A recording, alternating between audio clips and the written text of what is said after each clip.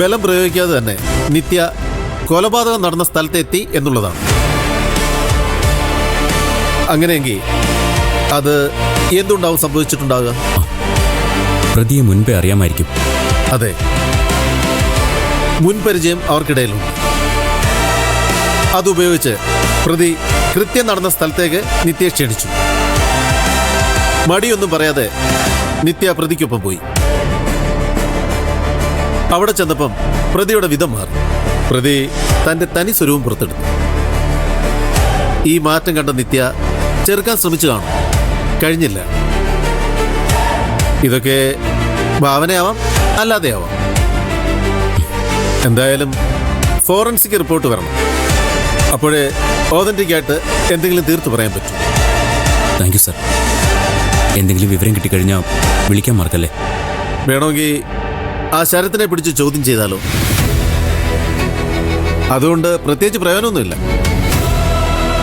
തെളിവ് കിട്ടട്ടെ, എന്നിട്ട് ബാക്കി ആലോചിക്കും. ശരി സർ, എന്നാ ഇറങ്ങട്ടെ. ശരി.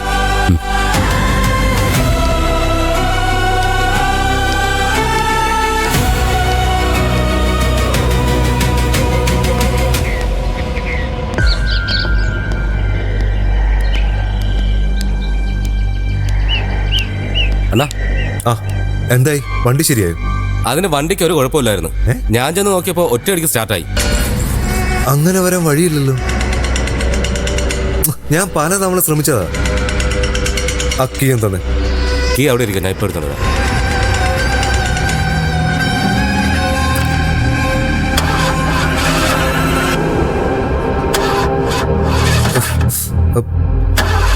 ശരത്തണ്ണ ഇറങ്ങിയ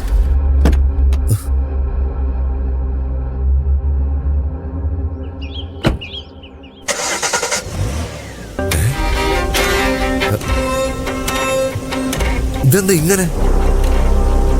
ഞാൻ ശ്രമിക്കുമ്പോൾ സ്റ്റാർട്ടാവുന്നില്ല, നിങ്ങൾ ശ്രമിക്കുമ്പോൾ ആവുന്നുണ്ട്.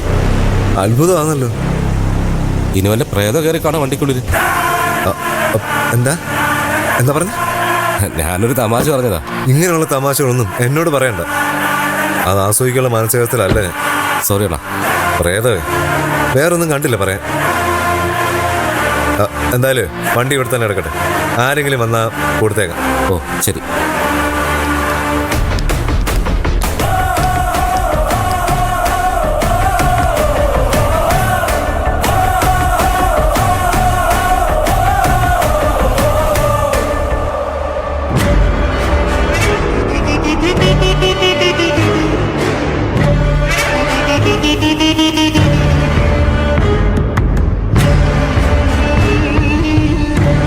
ഇപ്പോഴെങ്കിലും കാണാമെന്നല്ലോ. ഞാൻ കരുതി നീ ഒരിക്കലും വരില്ലെന്നായിരുന്നു. വരാൻ പാടില്ലാത്തത്. അതുപോലുള്ള ചതിയ വിഷ്ണു എന്നോട് കാണിച്ചത്. നീ പറയുന്നത് കേട്ടാത്തൊന്നും എല്ലാം പെർഫെക്റ്റ് ആയിട്ട് ചെയ്യുന്ന ഒരാളാണ് നീ എന്ന്. നീ എന്താണെന്ന് എനിക്ക് നന്നായിട്ടറിയാം. അതുകൊണ്ട് എനിക്ക് മാർക്കിടാൻ വേണ്ടി നീ വരണ്ട. എന്നോടെങ്കിലും സത്യം പറയാറുന്നില്ലേ? അതിലാണ് എനിക്ക് വിഷമം. പറ്റിയില്ല, ക്ഷമിക്ക. ഞാൻ വന്നത് ഇവിടുന്ന് ഇറങ്ങണ്ടേ? വേണം. മടുത്തു. നീ സഹായിച്ച എനിക്ക് വേഗം ഇവിടെ ഇറങ്ങാൻ പറ്റും. ഞാൻ തന്നെ അപ്പീൽ ഫയൽ ചെയ്യാം. നീ ചെയ്താൽ ശരിയാവില്ല. ഇതുപോലൊരു കേസ് കൈകാര്യം ചെയ്യാനുള്ള കഴിവ് നിനക്കില്ല. വേറെ വക്കീലിനെ വെക്കാനാണോ? അതെ, കൊള്ളാവുന്നുള്ള ആരെങ്കിലും വെക്കണം. സീനിയർ ആയിരിക്കും. ഇതുപോലത്തെ കേസുകളൊക്കെ കൈകാര്യം ചെയ്തുള്ള പരിചയം വേണം. അതിനൊക്കെ നല്ല ചെലവുണ്ട്. കാശ് വേണ്ടേ? അതിനല്ലേ നീ. എന്റെ കയ്യിൽ എവിടുന്ന കാശ്? ആ ഓഫീസ് തുടങ്ങാൻ ഇറക്കിയ കാശ് തന്നെ ഡെഡായിട്ട് കിടക്കുക. വെറുതെ തർക്കിക്കാനൊന്നും ഞാനില്ല. ഇതിനകത്ത് കിടന്നുകൊണ്ട് കാശൊന്നും ഉണ്ടാക്കാനൊന്നും എനിക്ക് പറ്റില്ല. അത് നീ വിചാരിച്ചാലേ പറ്റൂ. ആരോട് ചോദിക്കാനാ വിഷ്ണു? അതൊന്നും എനിക്കറിയണ്ട. എത്രയും വേഗം എനിക്കിവിടുന്ന് പുറത്തിറങ്ങണം. എന്നിട്ട് വേണം എന്നെ ഇതിനകത്താക്കിയവൻ എനിക്ക് പണിയാൻ. അതിനാരാ ഇത് ചെയ്തതെന്ന് വിഷ്ണുവിന് അറിയൂ? അത് ഞാൻ കണ്ടുപിടിക്കും.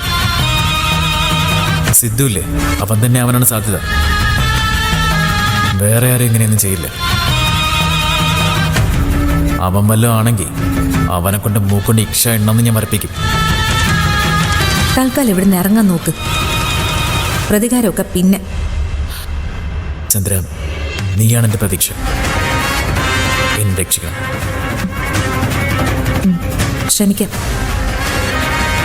എന്നെ കൊണ്ടാവുന്ന വിധത്തിൽ ഞാൻ ശ്രമിക്കാം. ധൈര്യമായിട്ടിരിക്കെ. എല്ലാം ശരിയാവും. ഞാൻ പോവാം.